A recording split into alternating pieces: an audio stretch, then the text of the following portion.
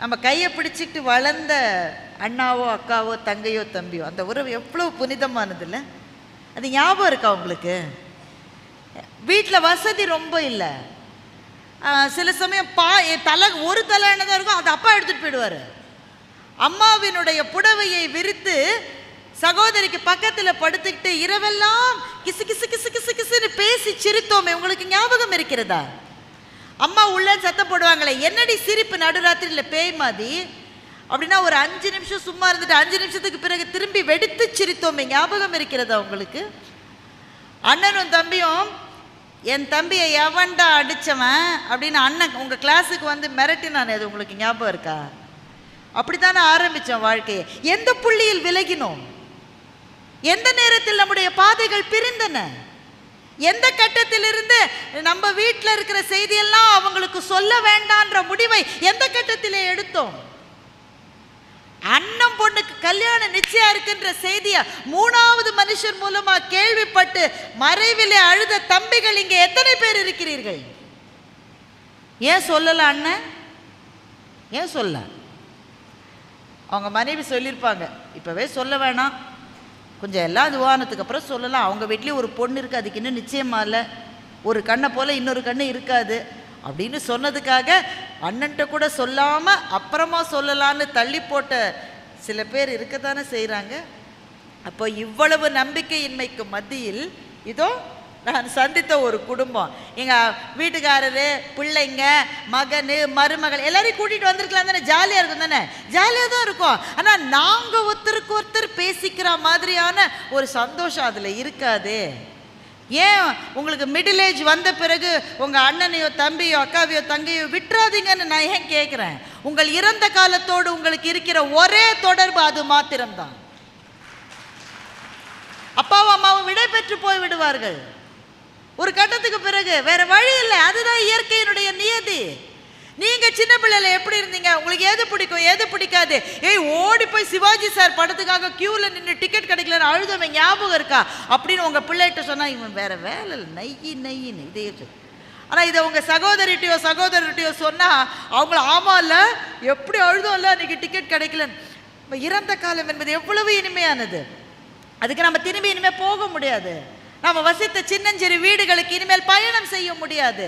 ஆனால் சகோதரனும் சகோதரியும் இருக்கிற வரை விட்டுறாதீங்க, கையை பிடிச்சிக்குங்க, கெட்டியமாக பிடிச்சிக்குங்க.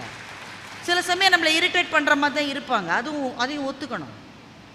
என்ன இரிட்டேட் பண்ணாலும் அந்த உறவினுடைய தனித்துவத்துக்கு நிகர் என்பது எதுவும் கிடையாது. அப்போ இவ்வளவு நம்பிக்கையின்மை வாழ்க்கையில் இருக்கிறது. ஆனால் ஏதோ ஒரு நம்பிக்கை என்கின்ற மலர் சில சமயத்தில் பூக்கத்தானே செய்கிறது. அப்போ இந்த வாழ்க்கை என்பது நம்பிக்கையா நம்பிக்கை இல்லையா? அதுவும் இருக்கு இதுவும் இருக்குன்னே நம்ம பேசிட்டு போயிடுச்சு. சில பேர்ல எங்க நடுவர் அப்படி செய்ய மாட்டாரு, சில பட்டிமன்றங்களில் இதுவும் சரி அதுவும் சரி தீர்ப்பு கொடுக்குற மாதிரி ரெண்டுமே இருக்குன்னு நம்ம பேசிட்டு போயிடுச்சுன்னா வாழ்க்கை என்பது நம்பிக்கையா நம்பிக்கையின்மையா? எது இந்த வாழ்க்கை? உங்களை பார்த்து ஒரு கேள்வி கேட்கிறேன். சகிக்கவே முடியாத துயரங்கள் சில பேருக்கு ஏன் வருகின்றன? They don't deserve it ன்னு நாம நினைக்கிறோம். They don't deserve it. ஐயோ, தாங்கிக் கொள்ளவே முடியாத துயரங்கள் சில பேருக்கு ஏன் வருகின்றன?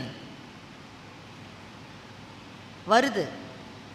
ஜெயமோகன் அதை பற்றி ஒரு சம்பவத்தை சொல்றார். எழுத்தாளர் ஜெயமோகனுடைய குரு நித்திய சைத்தன்ய யதி என்கின்ற ஒரு துறவி. தன்னுடைய குருவிடம் ஜெயமோகன் சார் பேசிக்கிட்டு இருக்காங்க. ரெண்டு பேரும் சோலாஸ் பீரியட்ல இங்கே நடனம்லாம் எப்படி இருந்ததுன்றதை பற்றி பேசிக்கிட்டு இருக்காங்க. எனக்கு நான் சொல்றது புரியுதா?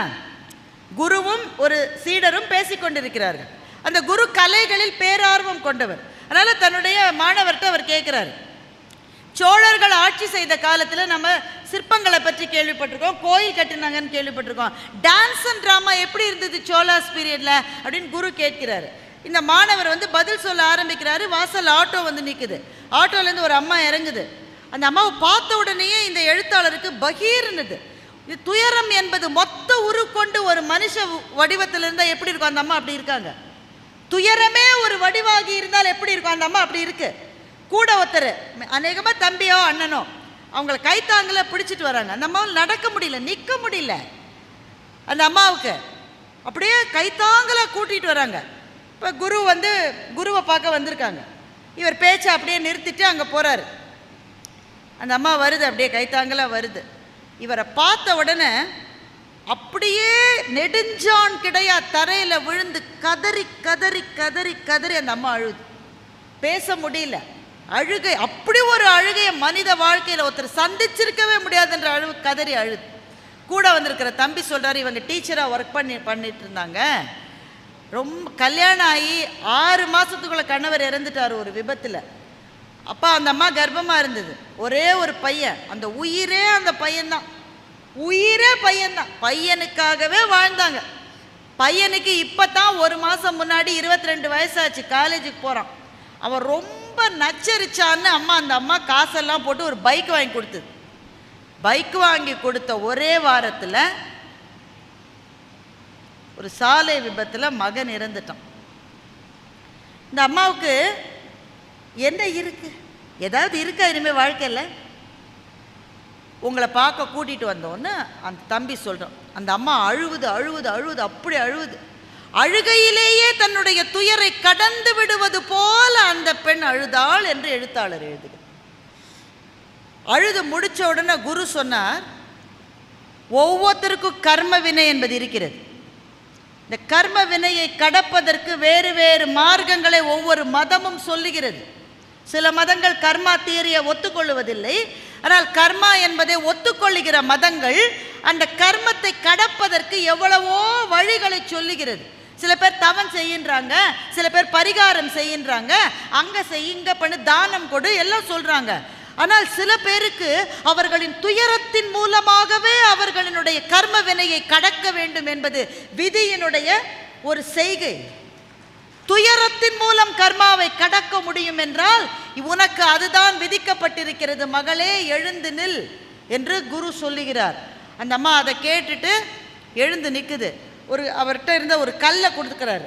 இது நான் இமயமலையிலிருந்து வந்த கல், இது சால கிராமம் போல் நினச்சிக்க, உன்னோட பூஜை அறையில் வச்சுக்க, இது உனக்கு ஏதோ ஒரு விதமான நம்பிக்கையை கொடுக்கும், உன்னுடைய வாழ்க்கையில் இந்த துயரத்தை நீ கடந்து செல்வாய் அப்படின்னு சொல்கிறாங்க. அந்த அம்மா இப்போ கொஞ்சம் ஆறுதலான மாதிரி இருக்கு. ஏன்னா முன்னாடி நடக்கவே முடியல, இப்போ உட்காந்துருக்கு, தண்ணியை குடிச்சிக்குது. நான் வரேன்னு கும்பிடு போட்டு ஆட்டோவில் ஏறி போயிடுச்சு. எழுத்தாளர் பார்த்துட்டு இருக்கார்ல, அவருக்கு அப்படியே விம்மி விம்மி வருது. இப்படி ஒரு துயரத்தை கொடுத்த கடவுளுக்கு ஏதாவது கருணை இருக்கா? கருணையே வடிவமானவன் கடவுளை சொல்றமே, அது உண்மையா? அந்த கடவுள் இருக்காரா இல்லையா? அப்படி அவர் இருக்காருன்னா இப்படி ஒரு துயரத்தை ஒரு பெண்ணுக்கு கொடுக்க முடியுமா? எங்களால் தாங்கவே முடியாத துயரங்களை எங்களுக்கு கொடுக்காதே கடவுளே, எங்களால் தாங்க முடிந்த துயரங்களை மாத்திரமே எனக்கு கொடு. இந்த வாசகத்தை சொன்னது யார் தெரியுமா? ஷாஜகான் இந்த வாசகத்தை சொல்லி இருக்கிறார். நீங்க தாஜ்மஹாலுக்கு போனா ஷாஜகானின் கல்லறையின் மீது ஒரு உருது வாக்கியம் பொறிக்கப்பட்டிருக்கும். அந்த உருது வாக்கியத்தினுடைய பொருள் என்ன நான் கேட்டேன், இதுதான் பொருள். ஷாஜகானை போல இந்தியாவை கட்டியாண்ட ஒரு பேரரசன் தன்னுடைய எபிடாஃப், தன்னுடைய கல்லறை வாசகமாக எதை எழுதி வைத்திருக்கிறார் என்றால், எல்லாம் வல்ல பரம்பொருளை எங்களால் தாங்க முடிந்த துயரங்களை மாத்திரம் எனக்கு கொடுங்கள், எங்களால் தாங்க முடியாத துயரங்களை கொடுக்காதீர்கள் என்பதை ஒரு மாபெரும் பேரரசன் எழுதி வைத்திருக்கிறான் தன்னுடைய கல்லறையில் என்று சொன்னால், இந்த எழுத்தாளருக்கு அதுதான் ஞாபகம் வந்தது. எந்த ஒரு வதை கூடத்திலே போட்டு நம்மை வதைப்பது போல ஏதோ ஒரு கருணையற்ற கரம் நம்மை வதைக்கிறதா என்ற கேள்வி வந்தது. அவர் அப்படியே உறைந்து நிற்கிறார். அவருக்கு பேச முடியல எழுத்தாளருக்கு. குரு இப்போது எழுத்தாளரை பார்த்து கேட்கிறார், எங்க விட்டோம், சோலாஸ் பீரியட்ல டான்ஸ் அண்ட் டிராமா இருந்ததா இல்லையான்னு கேட்கிறார் குரு. இந்த மாணவருக்கு புசு புசு புசு புசுன்னு கோபம் வந்தது. குரு அதனால அடிக்க முடியாது. கோபத்தை எப்படி காட்டுவது குருவிடம்?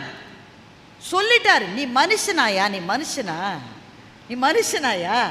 ஒரு அம்மா இப்படி அழுதுட்டு போயிருக்கு, நீ ஏதோ விட்ட இடத்துல இருந்து டிஸ்கஷனை நீ தொடர்ற, நீ மனுஷனான்னு கேட்டு கோச்சிட்டு கிளம்பிட்டார். இந்த குருவே எனக்கு வேணாம், கிளம்பிட்டார். பஸ் ஸ்டாப் மட்டும் போனார். அவன் சொல்லிட்ட கடைசி பஸ் போயிருச்சுன்ட்டான். வேற வழியில் இங்கே தான் திரும்பி காலையில் முதல் பஸ்ஸை பிடிக்கணும். திரும்பி வந்துட்டார். ஆனால் குருவோட பேசலை, ஏன்னா கோவம். குரு அதே புன்னகை மாறாத முகத்தோடு, என்ன திரும்பி வந்துட்டியா, பஸ் இல்லையா கேட்ட. இவர் பதில் சொல்லலை. குரு சொல்கிறார், என் மேலே கோவமா? இவர் சொல்ற, கோவமா?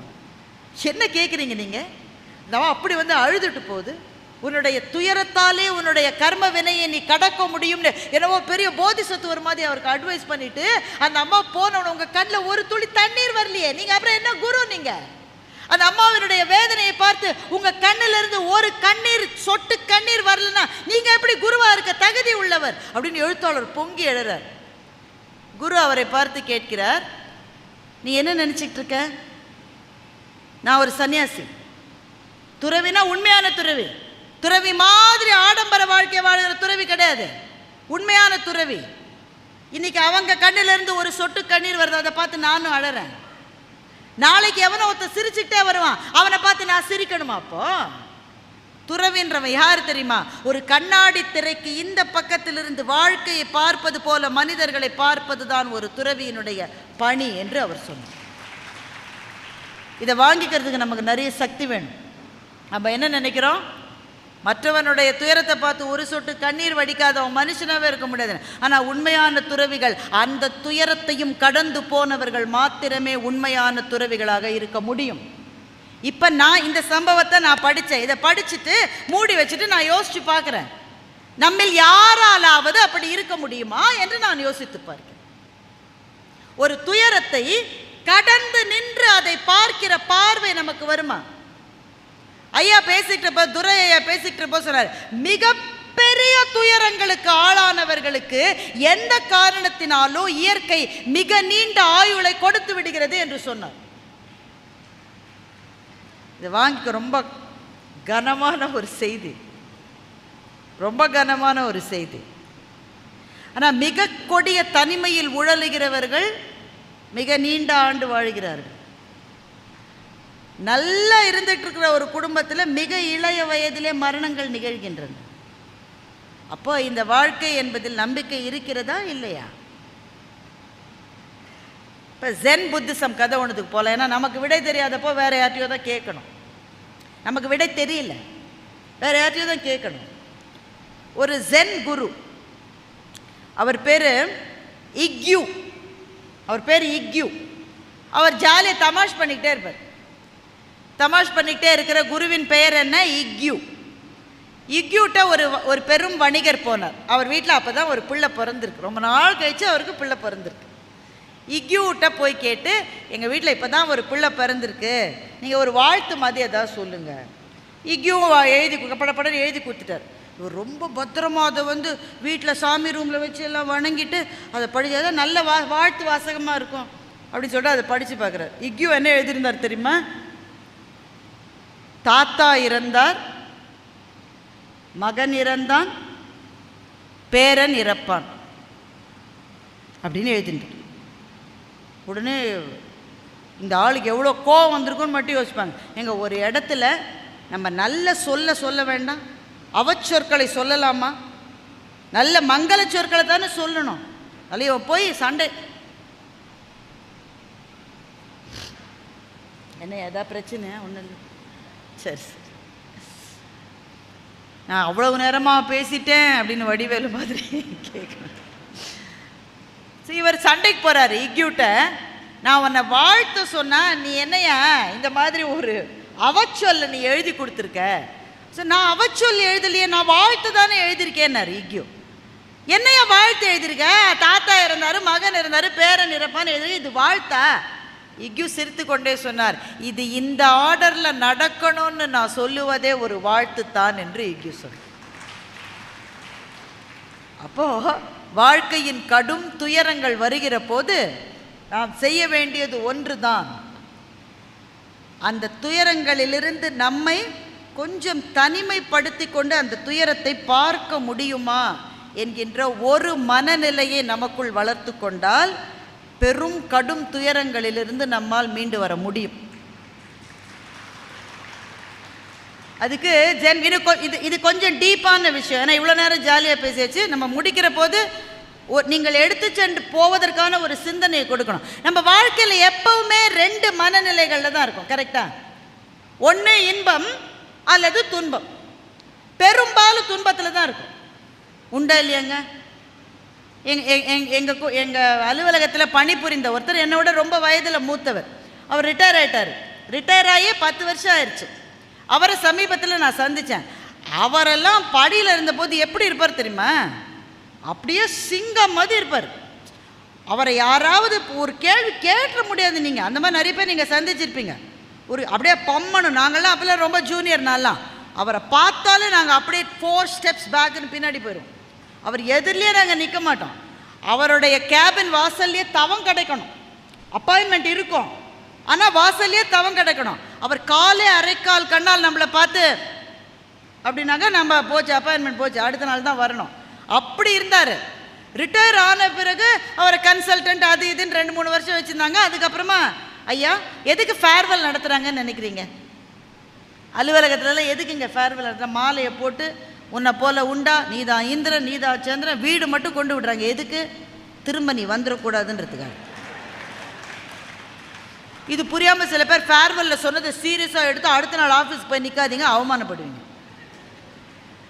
இவருக்கு ரிட்டையர் ஆகி கொஞ்சம் கொஞ்சமாக பிள்ளைங்கள்லாம் வேறு வேறு நாட்டுக்கு போயிட்டாங்க. மனைவி சீரியலில் முழுகிட்டாங்க. இவருக்கு வாழ்க்கையில் எதுவுமே இல்லை செய்யறதுக்கு. அவர் என்கிட்ட கேட்டார், இந்த வாழ்க்கையில் ஒன்றுமே அர்த்தம் இல்லை. நான் வாழ்ந்த வாழ்க்கை என்ன, உடல் எல்லாம் நல்லா இருக்குது, ஒன்றும் பிரச்சனை இல்லை அவருக்கு, பட் செய்யறதுக்கு ஒன்றுமே இல்லை. நான் எப்படி வாழ முடியும்? நான் சொன்னேன், உங்களுக்கு என்ன சார் பிரச்சனை? அவன் சோத்துக்கே வழி இல்லாமல் எவ்வளோ பேர் தெருவில் இருக்காங்க. உங்களுக்குலாம் என்ன பிரச்சனை? வீட்டில் கார் வச்சுருக்கீங்க, ஒய்ஃப் நல்ல ஹெல்த்தில் இருக்காங்க, உங்கள் ஹெல்த் நல்லா இருக்குது, பெரும் பணியில் இருந்து ஃபுல்லாக ரிட்டையர் ஆகி நல்லபடி ரிட்டையர் ஆகிறதே ஒரு பெரிய போனஸுங்க. அவன் ரிட்டையர் ஆகிறதுக்கு முந்தின நாள் தான் பெரிய சார்ஜ் ஷீட் வருது. நீங்கள் நல்லபடி ரிட்டையர் ஆகிருக்கீங்க, எவ்வளோ பெரிய விஷயம் அது. காசில் ஒன்றும் பிரச்சனை இல்லை, நல்ல காசு வச்சுருக்கீங்க, நினச்சா பயணம் செய்கிறீங்க. இதுக்கெல்லாம் நீங்கள் ஒன்றுமே கம்ப்ளைண்டே பண்ணக்கூடாது சார்னு நான் சொன்னேன். அடுத்த 1/2 மணி நேரம் பேசினேன். இப்போ நான் இங்கே பேசுனதோடு அதிக நேரம் பேசினேன். என்னை சுற்றி இருக்கிற ஒரு பயம் சரியில்லை. என் தம்பி இருக்கான் பாரு, அவனோட மோசமானவன் ஒருத்தனை இது மட்டும் நான் பார்த்தது. எத்தனை பேர் ஆஃபீஸில் நான் வளர்த்து விட்டுருக்கேன், யாருக்குமே நன்றி கிடையாது. இந்த உலகமே நன்றியற்றவர்களோட உலகம். எல்லாத்தையும் விட என் வீட்டுக்காரமாக இருக்கேன், என்னை மதிக்குதா? நான் ஏதாவது ஒன்று செய்ய சொன்னால், நான் ஒரு நாள் கேட்டேங்க, என்னங்க பெரிய விஷயம் என்ன கேட்டேன், ஒரு மீன் குழம்பு பண்ண, மீனே வாங்கலைன்னு சொல்லிடுச்சு. அடுத்த நாள் மீன் வாங்கிட்டு வந்து மீன் குழம்பு வையின, புளியே இல்லை, நீ குழம்பே வைக்க முடியாதுன்றுச்சு. வீட்டுக்காரமாக கூட என்னை மதிக்கிறது இல்லைங்க, ஒரு பையன் மதிக்கிறது இல்லை. டிவியை திறந்து பாருங்க, எல்லாரும் கால்னு கத்திட்டு இருக்காங்க. ஒருவேளை என்னை சொன்னாரோ என்று நான் யோசிக்கிறேன். டிவியை திறந்து பாருங்க, கால்னு யாராவது கத்திக்கிட்டே இருக்காங்க. ரேடியோவை பாருங்க, சலன்னு யாராவது பேசுகிறாங்க. ஒரு படம் சரியில்லை, ஒரு அரசியல்வாதி சரியில்லை, ஐபிஎல்னு ஒன்று விளையாடுறாங்களே, இவெல்லாம் கிரிக்கெட் ஆகுங்க, இவெல்லாம் உருப்பிடுவானா, இவெல்லாம் விளங்குவானா. அந்த காலத்தில் கவாஸ்கர் விளையாடினாரு, நாங்கள் பார்த்தோம். 45 நிமிஷம் கம்ப்ளைண்ட் பண்ணாருங்க. அவர் இந்த உலகத்தில் கம்ப்ளைண்ட் பண்ணாத ஜீவராசியே கிடையாது. அத்தனை பற்றியும் கம்ப்ளைண்ட் பண்ணார். இப்போ இவர் என்ன மனநிலையில் இருக்கார்? துன்பம். ஏன்னா அவரை சுற்றி இருக்கிற எல்லாமே அவருக்கு துன்பம் தான். மிகச்சில பேர் இன்பத்தில் இருப்பாங்க. என்ன அன்றைக்கி தான் அவங்களுக்கு பிஸ்னஸில் ஏதாவது ஒரு இது கழிச்சிருக்கோம். அவன் விரும்பின பொண்ணு சரின்னு சொல்லியிருப்பா, எவ்வளோ பெரிய விஷயம் பாருங்கள். அவன் விரும்பின பொண்ணு சரின்னு சொல்லியிருப்பா, வீட்டுக்காரமாக மரியாதையாக நடந்திருக்கும் ஒரு நாள், அவங்க பிள்ளைங்க அவங்கள மதிச்சிருப்பாங்க. இந்த மாதிரி எதாவது நடந்தால் மகிழ்ச்சி. இந்த 2 மனநிலையில் தானே நம்ம இருக்கோம் எப்பவும். ஆனால் உண்மையில் துன்பங்களை கடப்பதற்கான 3வது மனநிலை ஒன்று உண்டு. அதன் பெயர் வெறுமை. துன்பமும் இல்லை, எனக்கு இன்பமும் இல்லை. அப்படி எப்படிங்க இருக்க முடியும்? ஒன்று நீ வருத்தப்படணும், இல்லை நீ சந்தோஷப்படணும். 2ம் இல்லாமல் நீ எப்படி இருக்க முடியும்? முடியும். அந்த மனநிலைக்கு பெயர் வெறுமை. இதை நான் சொல்லல, மகாகவி பாரதி சொல்றார். தோன்றி மறைவது வாழ்க்கை, இதில் துன்பமொடு இன்பம் வெறுமை என்ற 3ல் எது வரினும் களிமூழ்கி நடத்தல் பரமசிவ முக்தி என்று மகாகவி பாரதி சொல்லுகின்றார். தோன்றி மறைவது வாழ்க்கை. என்ன லைன் இல்லை அது, என்ன லைன் அது? தோன்றி மறைவது வாழ்க்கை. எப்படிலாம் வாழ்ந்தவங்க எங்க இருக்காங்க இன்னைக்கு? இதில் துன்பமொடு இன்பம் வெறுமை அப்படின்ற 3வது மனநிலையை மகாகவி பாரதி சொல்றாரு. மகாகவி பாரதி இதை யார்கிட்ட இருந்து கத்துக்கிட்டாருனாக்க, குள்ளச்சாமின்ற ஒரு சாமியார்ட்ட இருந்து கத்துக்கிட்டார். இந்த குள்ளச்சாமி பார்க்கவே ரொம்ப குளிக்காது, அழுக்கு துணிலாம் கட்டி மூட்டையா தூக்கிக்கிட்டு எப்போ பாரு அங்கே இங்கேயும் ஓடிக்கிட்டே இருக்குமா குள்ளச்சாமி. பாரதி ஒரு நாள் இந்த குள்ளச்சாமிகிட்ட போய், சாமி என்ன அழுக்கு துணியெல்லாம் மூட்டையாக கட்டிக்கிட்டு போயிட்டே இருக்க அப்படின்னு பாரதி கேட்டிருக்காரு. குள்ளச்சாமி சொன்ன நான் வெளியில சுமக்கிறேன், நீ உள்ள சுமக்கிறியே அப்படின்னு குள்ளச்சாமி சொல்லிடு. இது பதிவு, இது பாரதியின் வாழ்க்கையில் இது நடந்தது. நம்ம உள்ள எவ்வளோ சுமந்துட்டு இருக்கோம்ல. சரி, எல்லாரையும் பார்த்து ஒரே ஒரு கேள்வி, நாம் யார்? நான் என்பது யார்? நான் பாரதி, நான் ஒரு பெண்ணு, நான் 2 குழந்தைகளுக்கு தாய், நான் ஒரு அலுவலகத்தில் பணிபுரிகிறேன், நான் ஒரு பேச்சாளர், இன்றைக்கு பொள்ளாச்சி தமிழிசை சங்கத்திலேருந்து நான் விருது வாங்கிறேன். இதெல்லாம் நான் தானே, இது எல்லாமே நான் தான். ஆனால் இது மட்டும்தான் நானா? இது மட்டும்தான் நானா? இதை தாண்டி எனக்கு ஏதாவது இருக்கா இல்லையா? அப்போ நாம் என்பதே என்னன்னா, நான் முன்னாடியே சொல்லிட்டேன் இதெல்லாம் கொஞ்சம் டஃப்பாக இருக்கும். ஆனால் பொள்ளாச்சின்றதுனால நம்பி இதை பேசுகிறேன். எங்கள் ஊர்லலாம் இதெல்லாம் நான் பேச முடியாது. சே, அந்த அம்மா இவ்வளோ நேரம் பேசிச்சு ஒரு ஜோக் கூட சொல்லலைன்றாங்க. கடைசியில் தலைப்பை இப்படி கொடுத்துட்டு நான் ஜோக் சொல்ல முடியாது. அந்த கேள்விக்கு வர்றேன் திரும்ப. நாம் என்பதே ஒன்று நம்முடைய கடந்த கால ஞாபகங்கள் அல்லது வருங்காலத்தை பற்றி நமக்கு இருக்கிற கனவுகள். இது 2 இல்லாமல் நான் என்பதே கிடையாது நமக்கு. நீங்கள் கொஞ்சம் யோசிச்சு பாருங்க. ஒரே ஒரு தனியாகவே இருக்க முடியாது சார். இன்றைக்கி இருக்கிற இந்த செல்ஃபோன் யுகத்தில் ஒரு நிமிஷம் தனியாக இருக்க முடியாது. அப்பாடான்னு உட்காந்து அப்போ தான் 5 மெசேஜ் வருது. உடனே ஒரு அம்மா ஃபோன் பண்ணுது. ஃபோனை எடுத்தோமா பளிச்சுன்னு பேசணுமா? முடியுமா? நீங்களே யாருக்கா கால் பண்ணுறீங்க சார், அர்ஜென்ட்டாக ஃபோன் பண்ணுறீங்க, என்ன வருது? கேஒய்சி புதுப்பித்தல் மற்றும் உறவினர்களுக்கு உடம்பு சரியில்லை என்று அழைத்தல், இதெல்லாம் சைபர் ஒரு ஆள் சொல்லி முடித்து அதை அடித்து அந்த அம்மா அலோன்றதுக்குள்ள நீங்களே கட் பண்ணிவிடுவீங்க. அது நிம்மதியாக ஒரு ஃபோன் பண்ண முடியல, ஒரு இடத்துல உட்கார முடியல நமக்கு. அப்படியே உட்காந்தாலும் உடனே வீட்டுக்காரர் கூப்பிட்றாரு, ஏம்மா ஒரு டீ போடக்கூடாது? இப்போ தான் போட்டேன், இன்னும் அந்த பாத்திரத்தையே கழுவலை. இது நீ இன்னைக்கு சாப்பிட்ற 7வது டீ அப்படின்னு சொல்ல முடியுதா? வர்றேன் அப்படின்னு எந்திரிச்சு போக வேண்டியது. அதே மாதிரி தான் கணவருக்கும். அவர் வராரு, ஏம்மா சாப்பிட என்ன இருக்கு? ஏம்மா சாப்பிட என்ன இருக்கு? ஏம்மா சாப்பிட என்ன? ஏன் கத்துறீங்க? அவர் கத்தலை, கதறாரு பாவம். ஏன்னா இவர் இந்த மாதிரி டிவியை பார்த்துட்டு இருக்கு. ஒரே ஒரு நிமிஷம் தனித்திருந்தால் நம்முடைய சிந்தனை எதை நோக்கி செல்லுகிறது என்று பாருங்கள். ஒன்று, நேற்றைய காயங்களின் மீது நம்முடைய கைப்பட்டு நம்மை நாமே வருடிக் கொள்ளுகின்றோம், அல்லது நாளைக்கு வரப்போகின்ற எதையோ நினைத்து அச்சப்படுகின்றோம். So either we are thinking about the past or we are thinking about the turbulence in the future. நாளைக்கு இருக்கிற ஏதோ ஒரு தத்தளிப்பு, ஐயோ இந்த அம்மா இன்னும் முடிக்கவே இல்லையே, இங்கே வேறு சாப்பாடு பண்ணியிருக்காங்களா இல்லையான்னு தெரியலையே, நான் வீட்டுக்கு போய் சோறு இனிமேல் செஞ்சு பொங்கி, இந்த எண்ணம் வராதவங்க யார் இருக்காங்க? இங்கே இருக்குல்ல, கட்டாயமாக இருக்கு. நம்முடைய மனம் என்பது இந்த நொடியில் நிற்க முடியும் என்றால் அதை விட பெரிய விடுதலை கிடையாது என்பதைத்தான் மகாகவி பாரதி சொல்லுகிறார். இந்த நொடிக்காகவே நாம் வாழ்ந்த ஒரு தருணம் உங்கள் வாழ்க்கையில் இருக்கிறதா? உடனே அடுத்த கணத்துக்கு போயிட்டோம்ல. நாளைக்கு ஒரு கல்யாணத்துக்கு போனோம், என்ன சாரி கட்டுறது? இந்த மெஜெண்டா கலர் சரியா 3 தடவை கட்டியாச்சு. அது வேறு சில பேருக்கு நல்ல ஞாபகம் வச்சுக்கிட்டு கேட்குது. மேடம், ஒரு அம்மா ஒரு இடத்துல பேசினேங்க, பேசிட்டு இறங்கின உடனே 10 பேர் நம்மளை சூழ்ந்துட்டா நமக்கு ஒரு கெத்தா இருக்குமா இல்லையா? நியாயமாக சொல்லுங்கள், நீங்கள் இருக்குமா இருக்காதாங்க? என்னங்க இவ்வளோ கம்மியாக தலையாட்டுறீங்க? கால் எது கத்துறோம் நாங்களா? யாரோ 2 பேர் இறங்கின உடனே மேடம் நல்லா பேசுனீங்க சொல்லுவாங்க தானே. அப்போ ஒரு அம்மா நின்றுக்கிட்டே இருந்தது, எனக்கு நல்லா பேசினது, அது நிஜமாக இன்றைக்கி நல்ல பேச்சு, எனக்கு நம்ம மனசுக்கு தெரியும் தானே, நல்ல பேச்சு. பேசிட்டு இறங்கின உடனே, மேடம் உங்கள் பேச்சை கேட்டு என் வாழ்க்கையே புத்துணர்ச்சி பெற்று ஏதாவது சொல்லுவாங்கன்னு போனால், அந்த மாதிரி உங்கள்கிட்ட கொஞ்சம் தனியாக பேசணுச்சு. சரி, தனியாக கூட்டிகிட்டு போய் பாராட்ட போகிறேன், இது மாதிரிலாம் நம்பிடாதீங்க, இனிமேல் தனியாக கூட்டிகிட்டு போய் பாராட்ட போகிறாங்கன்னு தனியாக போனேன். அந்த அம்மா சொல்லிச்சு, உன்னை விட எனக்கு வயசு அதிகம், உனக்கு நான் அறிவுரை சொல்லலாம். ஸோ என்ன அறிவுரை? நான் திருக்குறள் ஏதாவது தவறாக சொல்லிவிட்டேன்னா, சிலப்பதிகாரத்தில் ஏதாவது பிழை செய்து விட்டேன்னா, நமக்கு பக்கு பக்குன்னு இருக்கும்ல, நம்ம தான் பேசினதில் தப்பாகும். அந்த அம்மா சொல்லுது, நானும் 10 வருஷமாக பார்க்குறேன், இந்த செயினை நீ மாற்றவே இல்லை. இதே செயினை 10 வருஷமாக நீ போட்டுட்ருக்க. சரி, கம்மலையாவது மாற்றுவேன்னு நான் பார்க்குறேன், அதையும் நீ மாற்ற மாட்டேங்கிற. இதெல்லாம் ஒரு ஒரு அலங்காரம் செஞ்சுக்க உனக்கு தெரியாதா? அந்த அம்மா காட்சி 70 வயசு.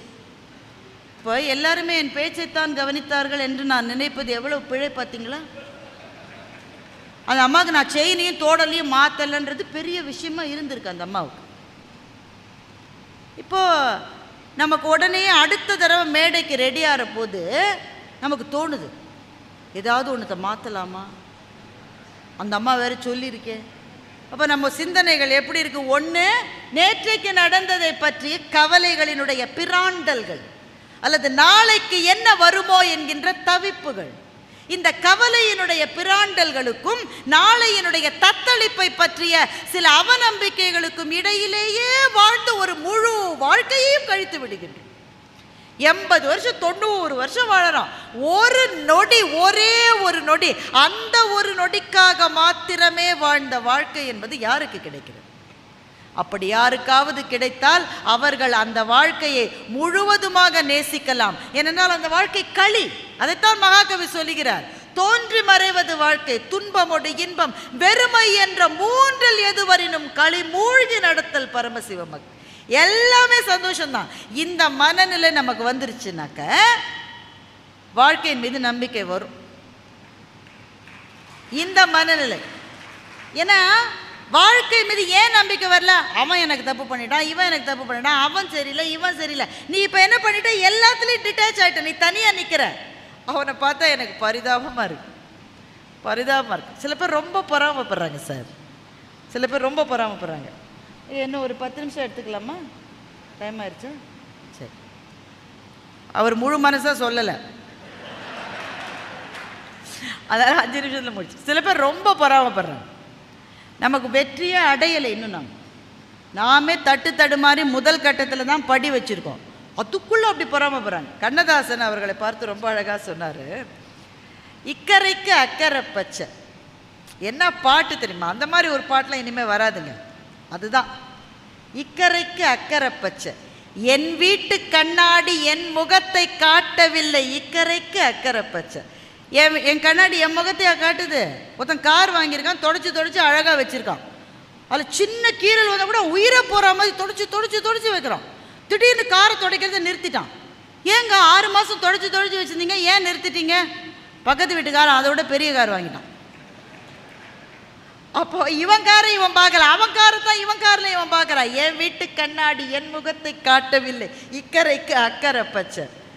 கடல் மீது வீழ்ந்தவர்கள் வீழுங்கள், கனி மீது வீழ்ந்தவர்கள் உண்ணுங்கள், வழிச்சாலை கண்டவர்கள் செல்லுங்கள், போக வழியின்றி இருப்பவர்கள் நில்லுங்கள். அவனுக்கு என்ன கிடைச்சதோ அதை வச்சு சந்தோஷமா இருடான்னு கண்ணதாசன் நமக்கு சொல்லுகின்றார்.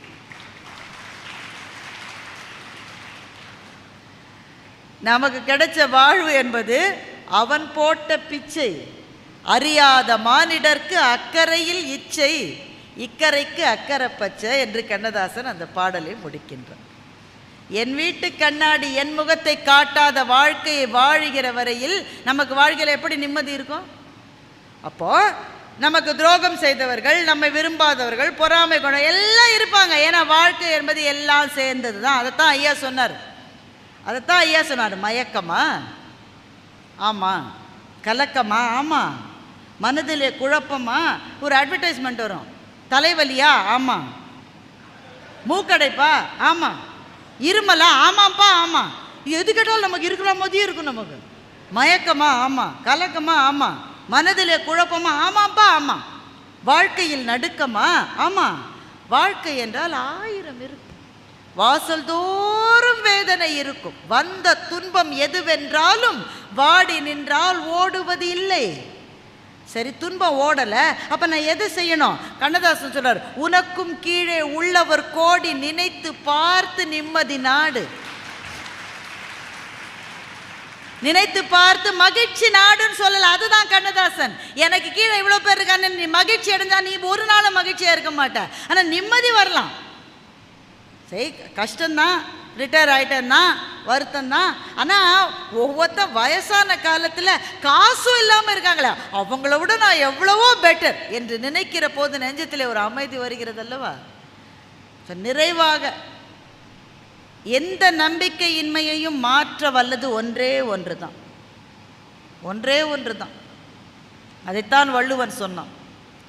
ரொம்ப தெளிவாக சொன்னான், ரொம்ப சுருக்கமாக சொன்னான், ரொம்ப தெளிவாக சொன்னான். தனக்கு உவமை இல்லாதான் தாழ் சேர்ந்தார் கல்லால் மனக்கவலை மாற்றல் அரிது என்று. எந்த கவலையும் கடவுள்கிட்ட போய் கேட்டு பேரம் பண்ணால் நடந்துருன்னு நினைப்பது எந்த விதத்திலும் பக்தி அல்ல. பக்தி என்பது ட்ரீட்டி கிடையாது. நான் 5 தேங்காய் உடைக்கிறேன், என் பக்கத்து வீட்டுக்காரனுக்கு ஃப்ராக்சர் ஆகணும்னாக்கா கடவுள் அதை செஞ்சிட்டான்னு வைங்க. அவர் எவ்வளவு குறைவான கடவுள் இல்லை, அவர் எவ்வளவு குறைவான. நீங்கள் கேட்குறீங்க, அந்த ஆள் எப்பவுமே எனக்கு டார்ச்சர் கொடுத்துக்கிட்டே இருக்கான், நான் உனக்கு 10 தேங்காய் கூட உடைக்கிறேன், அவனுக்கு ஒரு காலாவது உடையணும், அதை கடவுள் செஞ்சிட்டான்னு வைங்களேன், உங்களுக்கே கடவுள் மேலே மரியாதை கம்மியாயிரும். கடவுளினுடைய நீதி என்கின்ற துலாக்கோல் இருக்கிறதே, அதனுடைய முள் ஒரு கணம் கூட பிசகுவதில்லை நண்பர்களே. கடவுள் வகுத்த நீதி என்கின்ற துலாக்கோலினுடைய முள் மீது நம்பிக்கை வையுங்கள். அப்ப எனக்கே இந்த கஷ்டம் வருதுன்னா எனக்கு தெரியாது என்பதை தவிர வேறு பதிலே அதற்கு கிடையாது.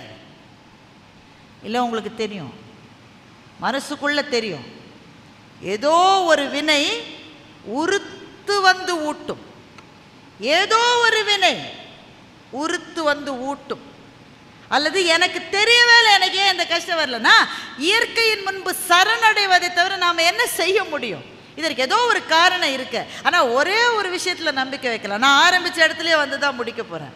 அந்த சோல்ஜர் தினம் உடற்பயிற்சி செய்கிறான்ல, சாதாரண உங்களுக்கு தெரியுமா ஆர்மியில் இருக்கிறவங்களுக்கு என்ன உடற்பயிற்சின்னு உங்களுக்கு தெரியுமா? அந்த ரைஃபிளை தூக்கிக்கிட்டு 45 நிமிஷம் ஓடணும். இந்த ரைஃபிளை தூக்க வேண்டாம், பார்த்தாலே நம்ம ஆளு பாதி பேர் மயக்கம் போட்டு விழுந்துருவோம். தூக்க முடியாது, வெயிட்டுனா வெயிட், அது அதை தூக்கிக்கிட்டு ஓடுறான். கார்த்தால ஓடுறான், மத்தியானம் எந்த இடத்துல தீவிரவாத தாக்குதல் நடந்ததோ அந்த இடத்துல போஸ்ட் பண்ணுறாங்க அவனை. அவன் காலையில் ஓடும்போது ஒய்ஃபுக்கு ஃபோன் பண்ணுறான், இப்போ ட்ரைனிங்கில் இருக்கேன், மத்தியானத்துக்கு மேலே பேச முடியாது, பாப்பாவுக்கு என்னோட முத்தங்களை கொடுத்துட்டு நான் அப்புறம் பேசுகிறேன். எப்போ பேசுவீங்க? அந்த பொண்ணு கேட்குமா கேட்காதா? எப்போ பேசுவீங்க? ஐ ரியலி டோன்ட் நோ, தெரியாது. திரும்ப அந்த நம்பர்லேருந்து கால் வருமானதே தெரியாது. ஆனால் அந்த ஃபோனை கட் பண்ணிவிட்டு அவன் ரைஃபிளை தூக்கிக்கிட்டு பயிற்சிக்கு ஓடுறான். பயிற்சிக்கு ஓடி முடிச்சுட்டு அவன் கொடுக்குற 2 சப்பாத்தியை சாப்பிட்டுட்டு எந்த இடத்துல நேற்றைக்கு பயங்கரவாத தாக்குதல் நடந்ததோ அந்த இடத்துக்கு போய் அவன் நிற்கிறான். அவன் மனசுல என்ன இருக்கு? அவனை பார்த்து நம்ம தெரிஞ்சுக்க வேண்டியது ஒரே ஒரு விஷயம்தான், நான் விழலாம், ஆனால் எதற்காக நான் வாழ்ந்தேனோ அது விழாது. அப்ப எதற்காகவாவது வாழ வேண்டும். சிற்பி ஐயாவை நீங்க கேளுங்க, உங்களோட தெய்வம் என்ன? அவங்க குல தெய்வம் என்னன்னு எனக்கு தெரியாதுயா. நிச்சயமா ஒரு தெய்வம் இருக்குன்னு நான் நம்புறேன். ஆனா அதையும் விட பெரிய தெய்வம் அவரை ஆட்கொண்டு இருக்கிறது. அந்த தெய்வம் அவருக்கு பக்கத்திலேயே இருக்கு. அவர் துயருகிற சமயங்களில் அது நீவி விடுகிறது, அவருக்கு தூக்கம் வராத சமயங்களில் அது அவரை தூங்க வைக்கிறது. அந்த தெய்வத்தின் பெயர் இலக்கியம், அந்த தெய்வத்தின் பெயர் கவிதை. ஒரு பேச்சாளர் பேசுறாங்க, நான் பேர் சொல்ல விரும்பல. அவர் கேட்குறாரு, ஆடியன்ஸை பார்த்து கேட்குறாரு, கல்வியின் தெய்வம் எது? நம்ம ஆடியன்ஸ் சொல்லுவாங்க இல்லையா, சரஸ்வதின்னு சொல்கிறாங்க. அப்போ உலகத்திலேயே புத்திசாலி யாரு? ஐன்ஸ்டீன். ஐன்ஸ்டீனுக்கு சரஸ்வதினால யாருன்னு தெரியாது, அப்போ கல்வியின் தெய்வம் சரஸ்வதின்னு எப்படி சொல்கிறீங்கன்னு அவர் கேட்குறாரு. இந்த கேள்வி புத்திசாலித்தனமான கேள்வியாக கூட இருக்கலாம். ஆனால் நம்ம சரஸ்வதியை மாத்திரமா கும்பிடுறோம், அவள் கையில் இருக்கிற வீணையும் நம்ம கும்பிடுறோம்.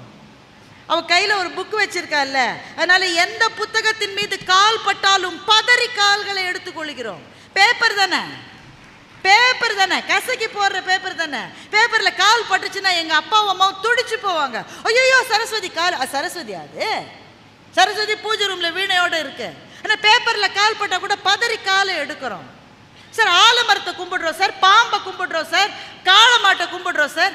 இதிலெல்லாம் கடவுள் இருக்கான்னு ஒருத்தர் கேட்டா நம்முடைய பதில் என்ன? இதுல மாத்திரம் இல்லைங்க, எல்லாத்துலேயுமே கடவுள் இருக்கு என்பதை தவிர நம்மிடம் பதிலே கிடையாது. அப்போ ஒரு உருவத்தை வணங்குகிறோம் என்றால் அந்த உருவத்தை வணங்கல, அந்த உருவம் எதை ரெப்ரசன்ட் பண்ணுதோ அதை நாம வணங்குறோம். கல்வியை வணங்குகிறோம், கலைகளை வணங்குகின்றோம், செல்வங்களை வணங்குகின்றோம், அன்பை வணங்குகின்றோம், அருளை வணங்குகின்றோம், காதலை வணங்குகின்றோம், கருணையை வணங்குகின்றோம். அதனால்தான் எங்க வள்ளுவன் சொன்னா, அறிவினான் ஆகுவதுண்டோ பிரிதின் நோய் தன்னோய் போல் போற்றாக்கடை. உனக்கு எதை பத்தியா ரொம்ப வருத்தமா இருக்கா, ரொம்ப அப்செட்டா இருக்கியா, வாழ்க்கையில நம்பிக்கையே இல்லையா, ரெண்டு விஷயத்த செய்யுங்க. ஒன்று, என்னைக்காவது உங்களுக்கு உதவி செஞ்சவங்களுக்கு ஃபோன் பண்ணி நன்றின்னு சொல்லி பாருங்க. அதுக்கப்புறம் உங்க நாளே பிரைட் ஆயிடும். Gratitude is a healer. நன்றி உணர்வு என்பதை போல ஆறுதல் மருந்து எதுவுமே கிடையாது. யாருமே ஹெல்ப் பண்ணாமல இவ்வளோ தூரம் வந்திருக்கோம். யாரோ ஒருத்தர் நமக்காக ஹெல்ப் பண்ணாங்கல்ல, அவங்க எங்கே இருக்காங்கன்னு தெரியாது, தேடி பிடிச்சி, ஐயா நான் காலேஜில் படித்தப்போ நீங்கள் தான் ஐயா பணம் கட்டினீங்க, அப்படியா தம்பி எனக்கு ஞாபகம் இல்லையே, ஐயா உங்களுக்கு நன்றி சொல்கிறதுக்கு தான் ஐயா கால் பண்ணேன். ஃபோனை வச்சுட்டு அவருக்கு சந்தோஷம் இருக்கோ இல்லையோ, நன்றி சொன்னோம் உங்களுக்கு எவ்வளோ சந்தோஷம் இருக்கும் தெரியுமா. Gratitude is a healer. அதே மாதிரி கடைக்கோடியில் இருக்கிற யாரோ ஒருத்தனுக்கு ஏதோ ஒன்றத்தை கொடுத்து பாருங்களேன், வாங்கினவனுக்கு பெரிய சந்தோஷம் இருக்காதுங்க. கொடுத்தவனுக்கு இருக்கிற சந்தோஷம் வாங்கினவனுடைய சந்தோஷத்தை விட அதிகம்.